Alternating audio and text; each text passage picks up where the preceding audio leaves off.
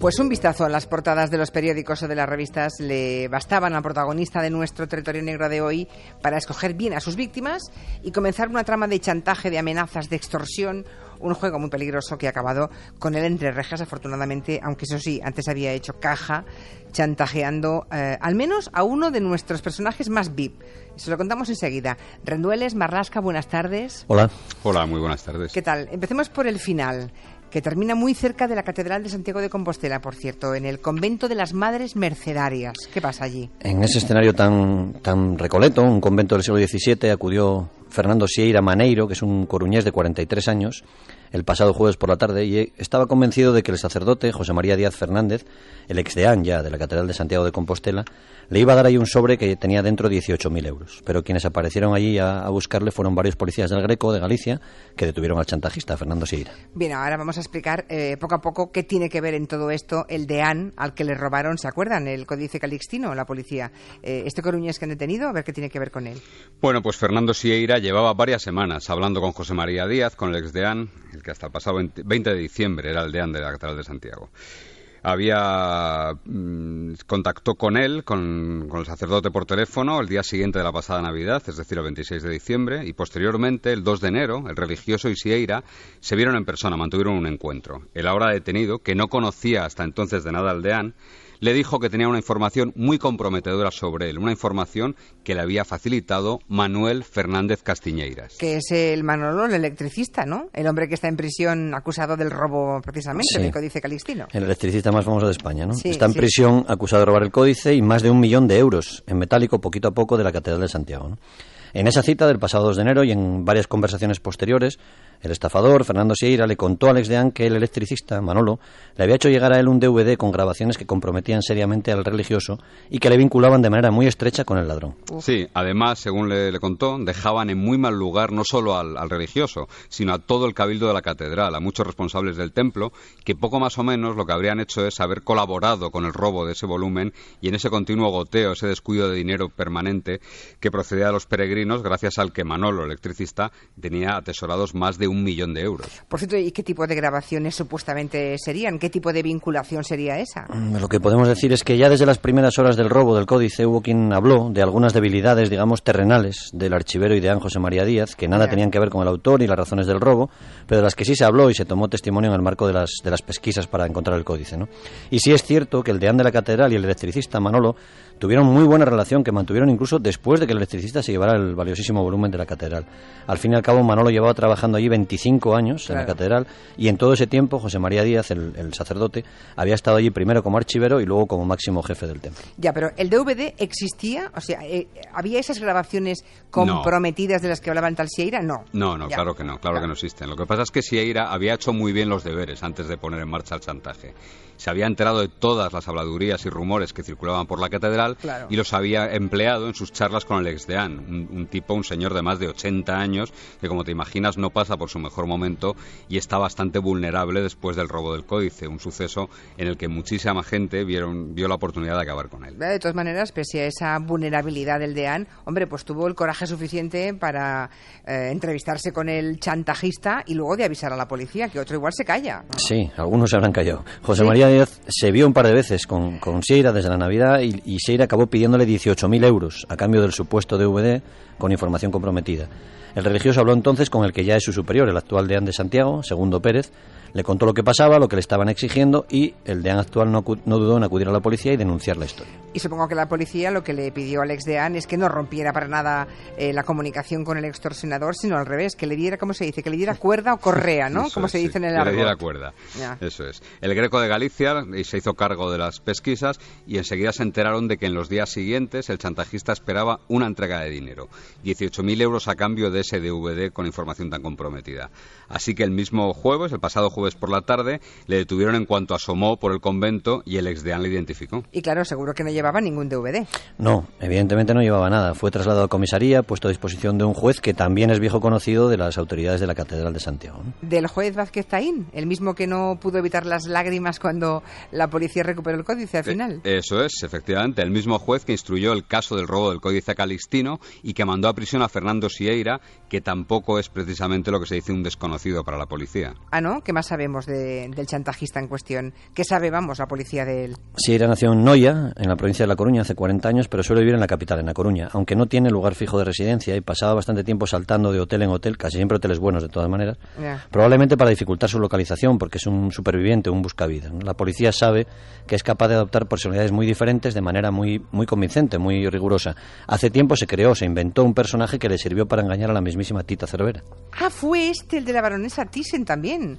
Sí. ¿Qué personaje interpretó entonces? El de un viejo marino, el de un viejo lobo de mar. Dijo haber formado parte de la tripulación de un yate de recreo que pertenecía a un acaudalado empresario y en el que durante el verano del 2011 había surcado las aguas la nuera de Tita Cervera, la exmodelo Blanca Cuesta, la mujer de Borja. Me acuerdo perfectamente que aquí contasteis cómo se tramó el chantaje a la baronesa, ¿no?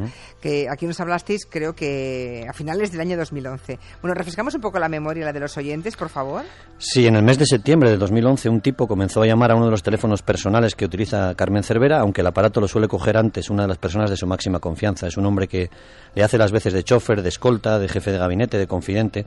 Y al otro lado del teléfono, el que llamaba, le hablaba a este hombre de un vídeo de contenido sexual, un vídeo que se había grabado en un yate. Bueno, anda que no tuvo esto recorrido en la prensa del corazón, porque supuestamente en el yate de ese empresario que se inventó el chantajista, pues también estaba Blanca Cuesta haciendo cosas. Eso es, la protagonista de este vídeo no sería otra que Blanca Cuesta, que aparecería, aseguraba el falso marino estafador, manteniendo relaciones sexuales con varios hombres a la vez y consumiendo drogas en la cubierta del barco. Madre mía. El hombre de confianza de la baronesa, que se llama Manuel Tumbeiro, se vio en la obligación de contarle a su jefa lo que decía el comunicante, que había llamado varias veces ya, y el dinero que pretendía obtener a cambio de entregar un DVD con esas imágenes tan explícitas y tan perjudiciales para Blanca Cuesta. Y las pretensiones del chantajista aquí serían económicas, básicamente, ¿no? Sí, pidió primero 37.000 euros y en las siguientes negociaciones que mantuvo durante todo el mes de septiembre de 2011 fue bajando un poco el caché, lo bajó a 33.000 euros y finalmente aceptó 30.000 euros que le ofreció el hombre de confianza de la baronesa, que eso sí, denunció los hechos en el juzgado y el caso recayó en el juzgado número 40 de Madrid, que empezó a investigar. 30.000 euros. ¿Ese precio aceptó pagar la baronesa Thyssen por un vídeo sexual de su nuera? Pues hay que ver el interés que tenía la señora baronesa en fastidiar a su nuera, vamos. Imaginamos que le interesaría retirarlo de la circulación para que ningún medio socavase el buen nombre de su nuera. Bueno, esa es la parte bondadosa, la visión bondadosa. Lo cierto es que el chantajista y el hombre de confianza de la baronesa siguieron en contacto e incluso fijaron un primer plazo, una primera entrega de dinero. Un anticipo, podemos decir. Eso es, acordaron verse en una cafetería de la Gran Vía, en el centro de Madrid, y allí Tumbeiro, el enviado de la baronesa, debía llevar el dinero y el chantajista iba a llevar el DVD con las imágenes sexuales, supuestamente, de Blanca Cuesta. Cuando se encuentran, el hombre de confianza de la baronesa le entrega al marinero, al falso marinero, un sobre con 18.000 euros. Y los 12.000 restantes pactan, hasta llegar a la cifra de 30.000, se los daría cuando por fin recibiese el DVD. El extorsionador cogió el dinero y le dijo a Tumbeiro que regresaría en 10 minutos. Y hasta hoy. Eso es, porque por allí no apareció nadie. El chantajista se conformó con ese botín, más que suficiente desde luego, a cambio de nada, porque no había nada que ofrecer. Aunque eso sí, más tarde llamó varias veces al hombre de confianza de la baronesa, pidiéndole más dinero e incluso amenazándole de muerte si a él le pasaba algo. Bueno, pregunto lo mismo que en el caso del deán de la Catedral de Santiago.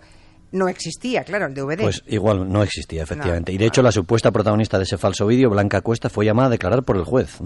La nuera de la baronesa dejó bien claro allí en el juzgado que era imposible que existiesen esas grabaciones por una razón muy sencilla. Ella nunca había estado en una situación como la que describía el chantajista, ¿no?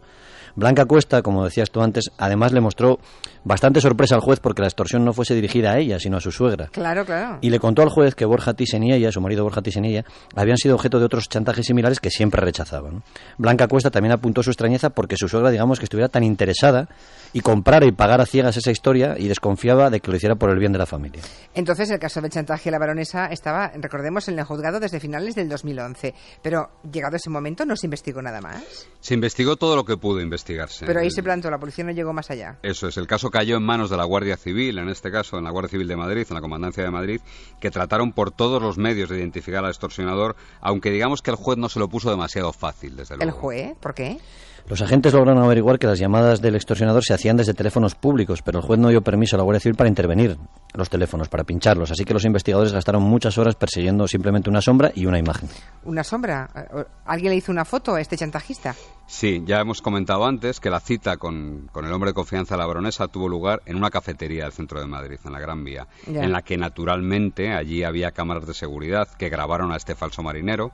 Así que lo que hizo la Guardia Civil fue obtener esa imagen, llevársela a videoimpresión, la imagen del tipo que se había llevado los 18.000 euros de la baronesa, y esa imagen ahora sí que ha sido clave. ¿Y por qué ha sido clave precisamente ahora? Bueno, tiempo después, cuando los agentes de policía del Greco de Galicia conocen la denuncia del DEAN, recuerdan la historia del chantaje a la baronesa, una historia que ya contamos aquí, que escribimos en Interview en su día, y afortunadamente entre nuestros oyentes y entre nuestros lectores hay policías, y a alguno de ellos les sonó mucho lo del DVD sexual y tal, y también les sonó los 18.000 euros, que era exactamente la misma cantidad en las dos historias, y relacionó un caso con el otro. ¿Y cómo pudieron probar la relación de forma definitiva entre el chantaje de Tita Cervera y el del ex DEAN? Pues el mismo jueves por la tarde, cuando Sieira fue detenido, los agentes del Greco de Galicia se pusieron en contacto con sus colegas de la Guardia Civil de Madrid. Les pidieron el expediente abierto tras la denuncia del hombre de confianza de la baronesa, y allí estaba la videoimpresión de las cámaras de la cafetería y bingo, naturalmente. Era el mismo hombre. Fantástico. Aunque eso sí, para asegurarse, se pusieron en contacto con Manuel Tumbeiro y le enviaron una foto del detenido, y este reconoció sin ninguna duda al hombre de la foto como al que le entregó esos 18.000 euros a cambio de nada. O sea, blanco y en botella, vamos. Oye, ¿y este chantajista de famosos, qué más currículum tiene? Los compañeros de delincuencia, sí. Los compañeros de La Voz de Galicia publican que es hijo de un antiguo concejal del PSOE en Portodosón y que vivió una temporada en Canarias, que fue acusado allí de un hurto, que se debió meter en problemas bastante serios en Canarias o tratar de engañar, de hacer una pirula a alguien vinculado con el tráfico de drogas, porque una tarde le tiraron por el hueco de un ascensor y casi lo matan, ¿no? Sus padres lo rescataron, lo trajeron de vuelta a Galicia, pero tras un tiempo tranquilo, digamos, se ve que se decide que engañar a famosos es menos arriesgado que tratar de hacerlo a narcotraficantes. Sí, porque difícilmente un famoso le tiraría por el hueco de un ascensor, ¿verdad? Bueno. Como le pasaba con estos. Bueno, dejémoslo ahí. Cambio de sector, digamos. Oye, y después de contar todo lo que habéis contado de este extorsionador, me asalta una duda. Claro, ¿el exdeán de la Catedral de Santiago y la baronesa Thyssen serán sus únicas víctimas? Pues la policía tiene exactamente la misma duda que tú, ¿eh? Él lo niega todo, incluso dice que él no chantajeó al exdeán, que pasaba por allí prácticamente cuando lo detuvieron. Claro. Pero los 15 meses transcurridos entre los delitos parece desde luego mucho tiempo de enfriamiento, como se llama esto, para alguien que tiene toda la pinta de haber hecho del chantaje pues su forma de vida, ¿no? Su forma de vivir. La policía está intentando ahora descarbar en viejas denuncias o enterarse, que seguramente será lo más acertado, de extorsiones parecidas que no han llegado nunca a ninguna comisaría, a ningún juzgado. O sea, hay gente que a lo mejor ha sido extorsionada, pero que no ha denunciado. Sí, puede haber víctimas famosas porque sean políticos o porque sean gente de la prensa del corazón por este estafador que no hayan denunciado, bien porque no llegaran a pagarle nada significativo, porque le dejaran de lado, o bien porque pagaran y les diera vergüenza admitirlo y que se hable de algún trapo sucio, ya sea real o inventado. Bueno, a lo mejor si alguno de esos famosos extorsionados, si es que los hubiera, nos está escuchando, igual ahora da un paso adelante, ¿no? Eso, que acuda a la comisaría más próxima o con la Guardia Civil y presente la denuncia correspondiente. Que mire la foto del tipo, porque, claro, actuaba solo por lo que habéis contado, no era un grupo de delincuentes. No, actuaba él completamente. Yo me lo guiso, yo me lo como, ¿no? Sí. Se bastaba y se sobraba así solito. Madre mía. Pues qué bien que hayamos cerrado, bueno, que sí, que hayamos conocido el cierre de un caso, porque yo me había quedado con lo de la baronesa en su momento. Sí, pero del dinero no se sabe nada, de los 18.000, yo creo que se las fundió en el 4 estrellas de Sí, de si la vivía de esto, pues que vamos, ni las cáscaras de la pipa quedarán. Pues muy interesante, como siempre, el paisaje negro de nuestro país, perfectamente cubierto por dos de los mejores periodistas de sucesos y de crónica negra. Manu Marlasca, Luis Rendueles, hasta la semana que viene. Gracias. Hasta luego, gracias. Hasta luego. Llegamos a las noticias. Les recuerdo que a la vuelta tenemos un estupendo tema de gabinete que les va a gustar mucho, estoy segura, de esos temas de gabinete de verdad, de largo recorrido.